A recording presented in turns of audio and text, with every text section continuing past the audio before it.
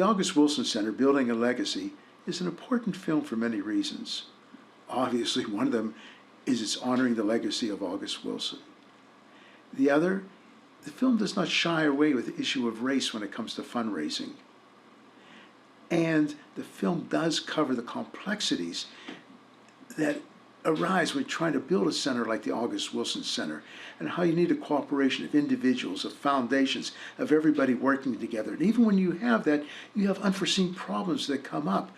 This film really could serve as a blueprint to other communities who are trying to do a center like the August Wilson Center. So I recommend all of you out there to view this film. August was once asked to write a situation comedy for two actors who were part of Jitney, Willis Burks and Anthony Chisholm. August replied with a smile, "All you need is a situation. They'll supply the comedy." As a writer who's worked for PBS and Discovery Channel and Sci-Fi Channel and a lot of these other kind of broadcast outlets, this was a unique challenge and honor to be asked to be one of the writers for this legacy project, to kind of capture the essence of August Wilson and this effort. It was a question of getting the right cadence and musicality to the writing. So in working on the script for this legacy project, the producer, Billy, had in mind, I mean, he really wanted the language to be very musical, very jazz-like.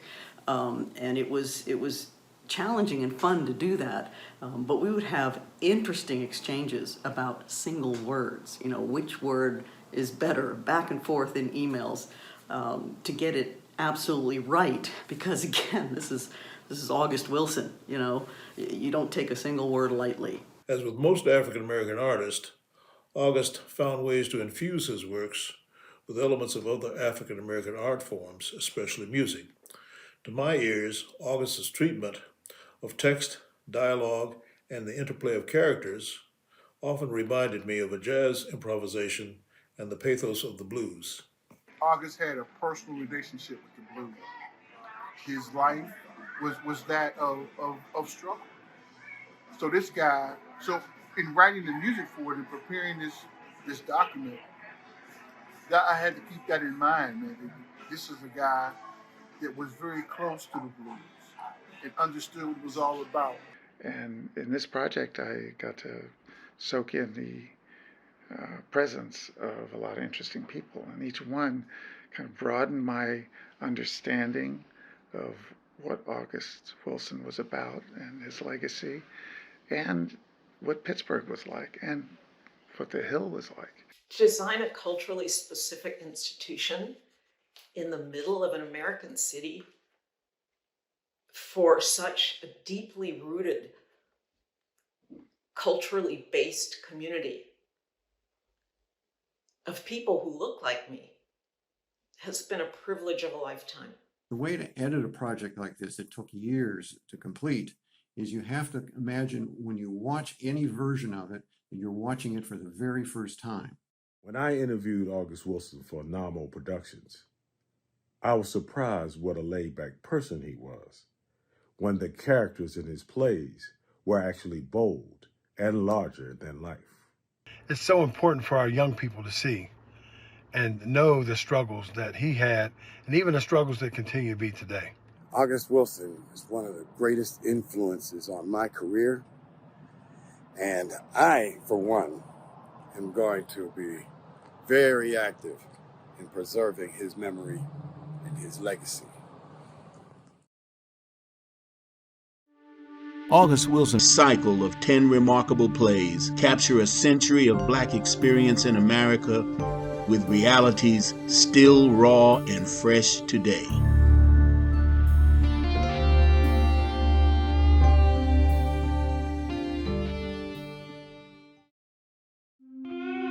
His genius for dialogue is unrivaled, his sense of story undeniable. He channeled the Black experience in America for all audiences to feel through an unflinching mix of pain and humor, tragedy and joy. August Wilson is a true American bard whose legacy lives on in a cultural center that proudly bears his name in the city where he found his voice, Pittsburgh, Pennsylvania. Born in the 1940s, when Pittsburgh was forging a global reputation for its industry and the steel it produced, August was raised in a closely knit, ethnically diverse Hill district and influenced by oppressive experiences that shaped his sense of where he fit into society. Though Negroes were just 9% of Pittsburgh's neighborhoods in the 40s, they produced 2 world-renowned Negro League baseball teams, successful businesses, professionals, and legendary artists. A culture to be proud of, a culture that produced significant revenue and pride for the city. Yet despite these priceless contributions, 95 acres of the city's predominantly African-American Hill District was demolished in 1961 for a new entertainment venue, the Civic Arena. This unique domed structure was constructed with 2,900 tons of Pittsburgh steel and generated revenue for the region's economy. But it cost 1,200 residents their homes and businesses, a wound that has taken far too long to heal. A generation later, this building that sacrificed livelihoods and living spaces was torn down, leaving a hole in the neighborhood that remained for years. This disregard for the people of the Hill and their culture became themes in August Wilson's cycle of plays. His iconic characters live, die, and evolve, bearing witness to the survival of Africans in America. Realizing the importance of the struggles and achievements of their people, a group of dreamers resolved that a gathering place that would preserve and promote the legacy of blacks in Pittsburgh was needed. A center for the arts and culture named for August Wilson.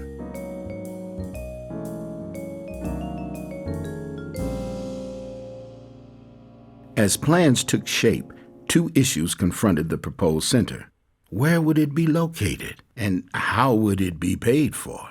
Mulu Baru, former executive director of Pittsburgh's Urban Redevelopment Authority, helped to move those plans forward. Thinking back in 1995, when we started this project, there were a lot of people who told us this will never happen. The idea of a $40 million project like the August Wilson Center would have been unbelievable, unthought of, almost as unbelievable as having a black president. Baru challenged the unbelievable. Baru's commitment was supported by Oliver Byrd, Nancy Washington, Salahuddin, Valerie McDonald, Ralph Proctor, Yvonne Cook, and Carol Brown. People had visions for how they wanted to celebrate African American culture and art, but I think due to a few people being in the right place at the right time, that it came to fruition. People look at the board and they say, oh my goodness, who are these people anyway? Where are the big philanthropists on your board? Where are the big corporate CEOs and leaders on your board? And to tell you the truth, we don't have any. This would not have happened if it weren't for the fact that there were some folks who are not African American, but who recognize the value of the African American voice in the overall regional conversation. And they put their shoulders to the wheel just as African Americans did to make this happen. How much respect I have for the original band of dreamers that came up with the idea of the August Wilson Center, that worked so hard with the foundations, with individuals, with corporations to raise the money. We kept pushing and we kept pushing. Every time somebody said no, we just went around them. No, oh, the Reds are not going to give you any money. Well, they did. Pittsburgh Foundation not going to give you any money, but they did. So there was a lot of bridge building. That's what was unique. As planning with neighborhood groups moved forward, everybody had their opinion as to where it should be. Everybody had a story as to why it should be there. So we decided that what we needed to do was come up with a set of criteria. What is it supposed to do? Where should it be based on what we expect, what we want to happen? We needed, especially in a city like Pittsburgh, we needed something big and bodacious and bold and downtown that we could use for ourselves and for everybody else. It's important that this August Wilson Cultural Center is not only downtown, but is in the cultural district. And so having the African American Cultural Center here acknowledges what's always been true, the importance of African Americans to the arts and culture in this country. We're telling the world our story as local artists, as national artists, as international artists. So part of a successful work of architecture is this notion that your client is ready to take risks, that your site is one that allows really innovative thinking to percolate up. The Heinz Foundation stepped up very early and layered a challenge, I think, a really important challenge on the building, that it needed to act as a responsible intervention into an urban environment. The opportunity to anchor the corner with an element that would, defy all the traditions, that would kind of work against the norm. This notion that the building had the opportunity to nail the corner, and that symbolically, without being literal, the notion that the Dhow, those ships that carried the culture from Africa across the waters, is a really powerful image, which became on one late night an abstraction that seemed worthy of that corner. In fact, there are people who see it as a shield, like a warrior's shield, sort of bent and full and proud and kind of raised up, to move through difficult times.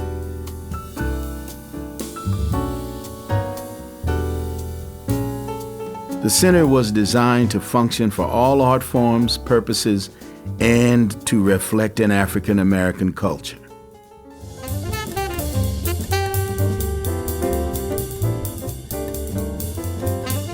The center had taken years to develop, but soon began to take measured steps.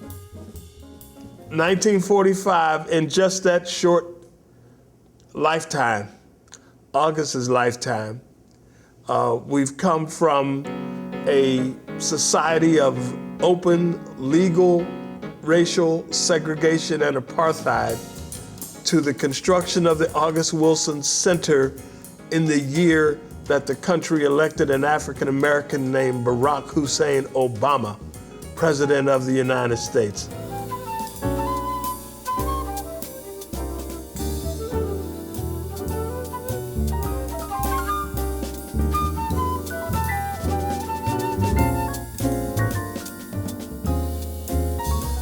When the community celebration took place and there were thousands of people coming through downtown Pittsburgh to go to the August Wilson Center for African American Culture, I remember saying to a couple of the board members of the August Wilson Center, this is where it should be. Before the finishing touches on the building were complete, the center opened for a long-awaited public celebration. Welcome to the new August Wilson Center for African American Culture. This is a momentous day, and we are thrilled that all of you could be here to share in it. I think that the August Wilson Center is one of the great additions to Pittsburgh's cultural life. The success of the August Wilson Center is that it shows blacks are contributing to the larger success of Pittsburgh as a larger community. I would call it a crown jewel of Pittsburgh at this point. One of the things that's important is that the concept of a voice that is specific to a particular culture, And everything that came. adding value to the overall fabric of the region, is an idea that can have traction now. Because it's not about just African Americans, it's about Pittsburgh, it's about our region.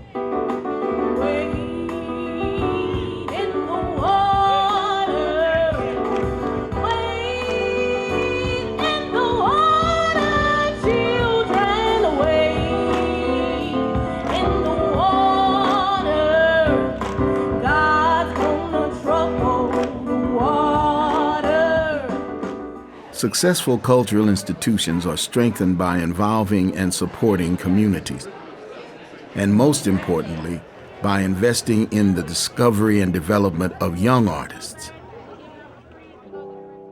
The Center's one-year fellowship program began building its legacy by nurturing young artists in several disciplines. The fellowship program has done a tremendous amount for me as an artist.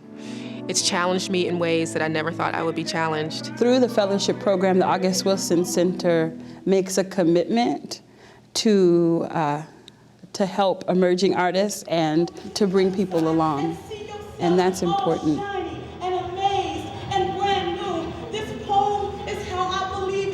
And it's important for artists in the community to know that the center has a commitment to doing that.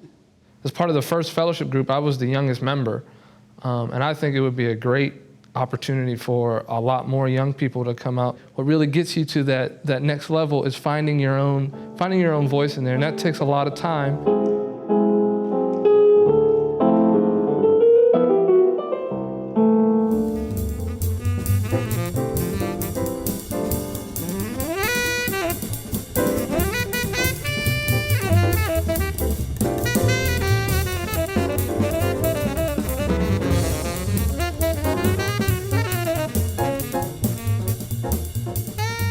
After years, now seasons, the center was finally completed. The unbelievable became a reality. Even August, he passed in 2005, and Barack Obama was elected in 2008. That's just 3 years difference. But in August's imagination, I don't think that he would ever thought that a black man could be president, or that this center would exist. Hello, Pittsburgh. All right, wow.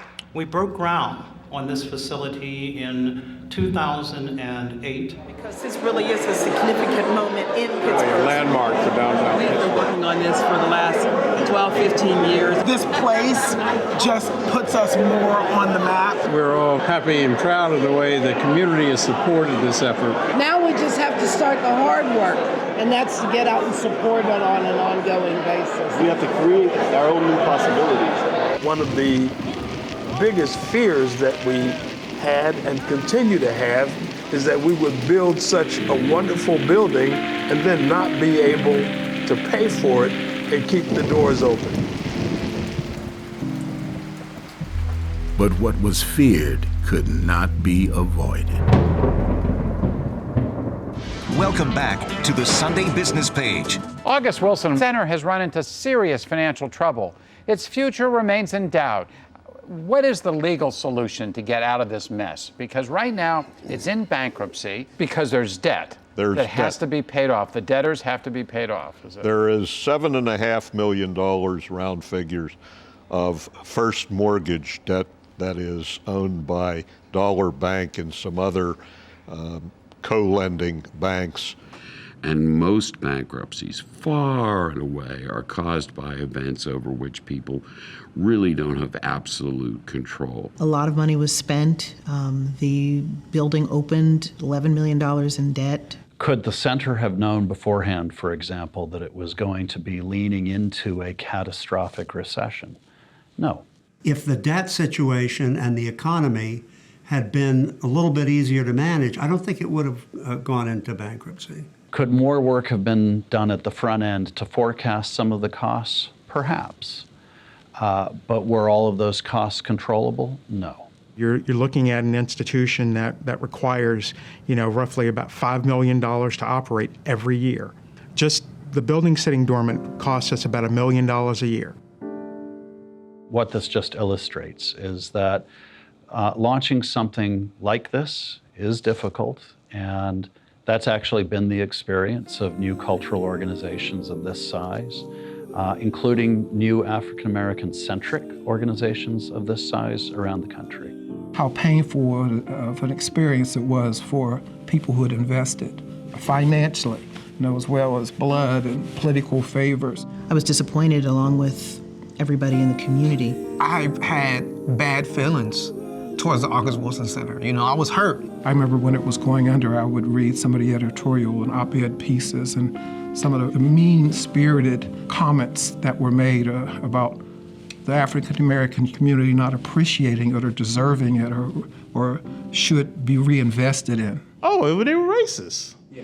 It was 90% of those letters were racist. And suddenly you would realize this isn't about a cultural center at all. This is about how people view race, or it's about how they view the legitimate use of tax dollars in society. The racist invective, the suspicion around race, the yours versus mine attitudes really come to the fore. And it's not pretty. We also need to deal with it. The conflict between conserving the center or satisfying its debts would become politically and publicly divisive. With few options, the court-appointed conservator would play a key role in the center's fate. So I was initially appointed as a conservator, but it quickly became obvious that there was not going to be sufficient money to be able to run the August Wilson Center the way that it was intended to be run. And at that point, it became converted into a receivership. Receivership is a state law procedure. Receiver's objective is to get as much value out of the property as possible. What I had to do eventually was, because I was the receiver, was try to find a buyer for the property so that the secured creditor, Dollar Bank, could be paid. Bids and counterbids were submitted, with some plans calling for a dramatic change to the building's mission. The August Wilson Center is a very vital part of the Pittsburgh cultural community, and there are many different types of people and organizations that comprise that community. And I thought they all should have a voice, and I tried to hear those voices. The artist community, the African American community, the politicians, the foundations, the lenders, the union, some former employees, all had different perspectives as to what ought to happen. It was a fraught conversation and a fraught time. There was a lot of tension and a lot of heat, and many of the players brought their greatest sense of conviction to the table. Legal threats, including a sheriff's sale, continued to shadow the center. Finally, a deal emerged that would allow a consortium of local foundations and authorities to purchase the center. Once the foundations became the successful bidders, it was really just a matter of documenting the sales agreement after that in terms of the real property. Immediately following the transition from the bankruptcy, it was really important to ensure that the building was in condition to have ongoing operations, because the building had been vacant for, I believe, over a year. So we contracted with the Pittsburgh Cultural Trust. The Cultural Trust has been involved in helping to transition the August Wilson Center's management team to be more self-reliant and autonomous. We hired Janice Burley Wilson. My primary concern with the August Wilson Center is reintroducing the organization as a new organization. Janice has assembled a broader team, and with that team are capabilities that we now have in-house that previously we did not. I came in the summer of 2015, August, which was probably 9 months to a year after the foundations in the cities and all those who were involved it pulled the system out of bankruptcy. The battle over the August Wilson Center, I think, helped or forced the community and all of us who were involved in the conversation to ask ourselves those tough questions. What is the role of a cultural center that is an African American cultural center, especially one that has the name of August Wilson on it? I don't think the name of the building is as important as that commitment to what happens inside. I think the important thing is that the mission, whether it's through August Wilson's name or African American, is to advance the work and the artistry of African Americans and those of the African diaspora. In Radio Golf, the final play in August Wilson's Pittsburgh cycle, Old Joe laments why a quarter works in the American slot machine for everyone but him, a black man. Set in 1997, that play stares down racism past and present and asks if African American culture can survive joining the mainstream. Do you know? It's a hard question this cultural center must answer. The level of art programming, events that we're having come through the theater, whether they be speakers, dance performances, national artists, or art exhibits. The programming is exceptional, and there's a lot to do. I think you can come to the theater, and whether you share that culture or you want to learn about that culture. I'm always amazed to see the number of white folks there from various backgrounds who are really digging it, who really find the programming there to their liking. And I think that's the beginning of, I guess, that word healing. What I love about a place like the August Wilson Center is it can actually be a place that helps us do that. There's a community conversation, for example, like we had following the death of Antoine Rose, about an issue of preeminent importance in the community. We don't want to charge for that, but it's part of the mission of the August Wilson Center to be a home, a place where those kinds of conversations happen. Where we can meet and we can talk and we could ultimately improve and grow. To combat that long, long history of racism. August Wilson returned home in 1998 to be honored by community media and supporters of the arts in Pittsburgh. He encouraged his audience to support black cultural institutions. Stronger support for the theater, viewing the theaters as institutions which are very necessary for the health of our communities. August Wilson's plays and characters dramatize more than just the tragedy and humor of black lives.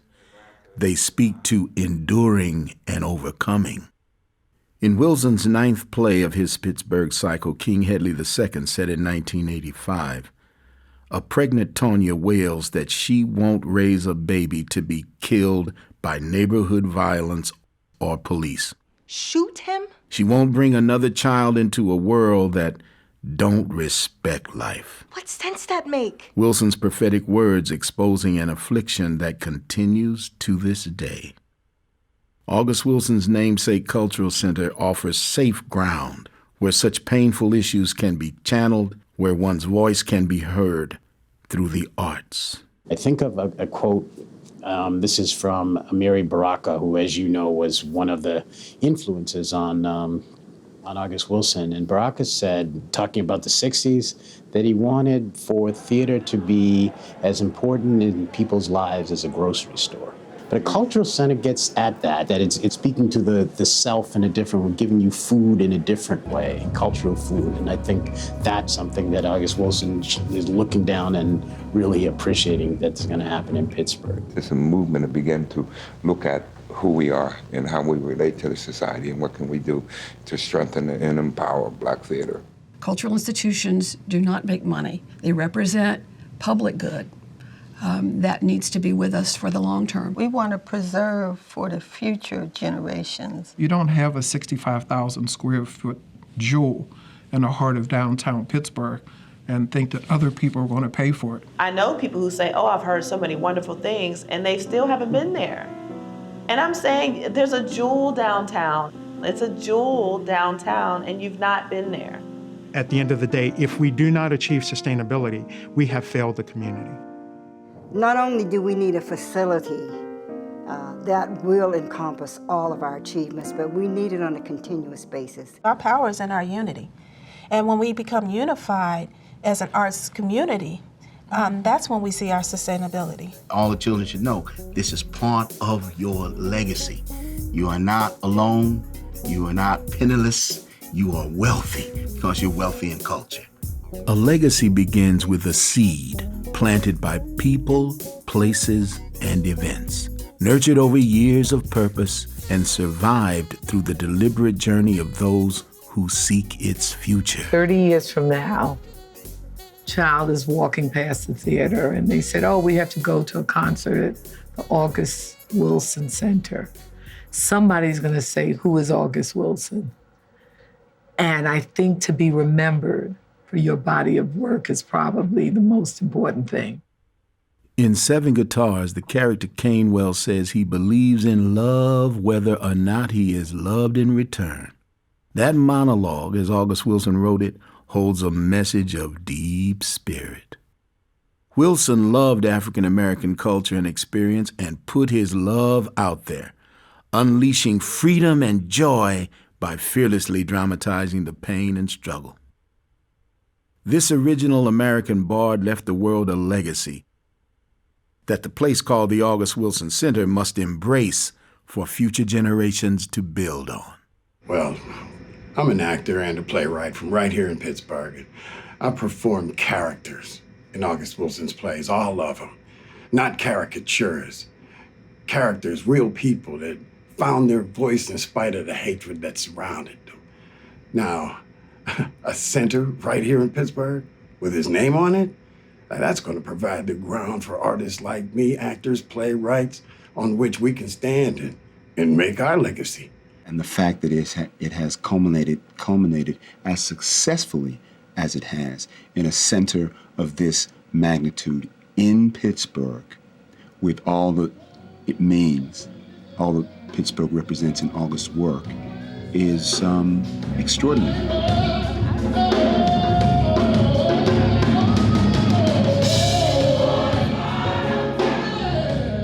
To know that there's a center here that will help and support some of those artists like himself coming up in the world would make his heart just fill to the brim with joy.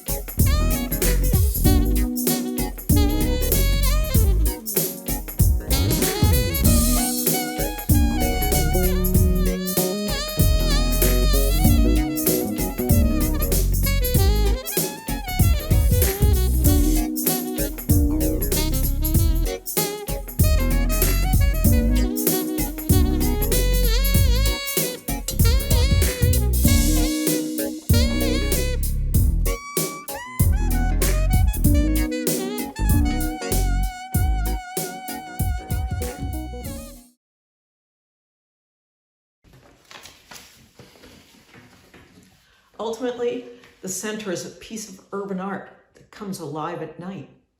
So when I think of all the people that worked on making this August Wilson Center a reality, from the people who first had the idea and those who went after the money, the funding, to those who physically built the building and designed it, to the talent that came through that building, I got to polish a few words in talking about it, but all of this was an amazing community effort to honor this one man whom I think is actually greater than Shakespeare of America in terms of character and dialogue and truth.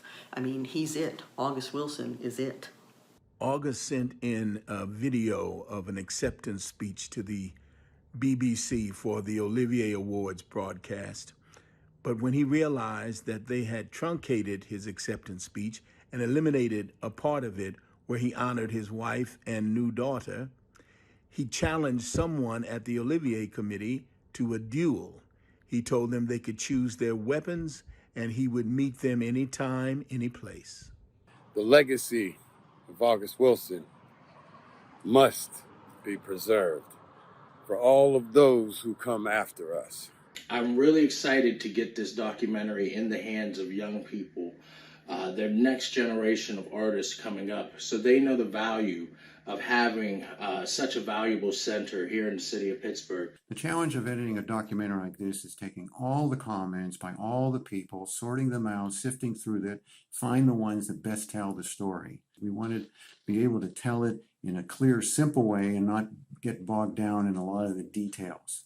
One of the good things about working with Billy is that Billy has a process. He has his own lingo that he uses in terms of what he's after. So me as a musician have to figure out and interpret exactly what he's saying to trying to create the feeling of what he's trying to get across, so that the music makes sense. The challenge for me was to try to create musical material that would reflect the overall nature of the film and to be usable to support imagery in the film. For example, Billy asked me to write a waltz for one segment of the documentary. I was a bit leery at first, but once I saw the segment, I understood what he was going for. I feel like I've gotten to know August Wilson so much better because of the people that I've interviewed and all the information that I learned about him. And so I come out of this, working on this project, an August Wilson fan. So from my point of view, this was a great and really fun project to work on. The film is an inspiration to all media makers like myself and others who are working on long-term projects. You stuck with it, you did it, you never gave up in your desire to tell this story. So once again, Billy, congrats.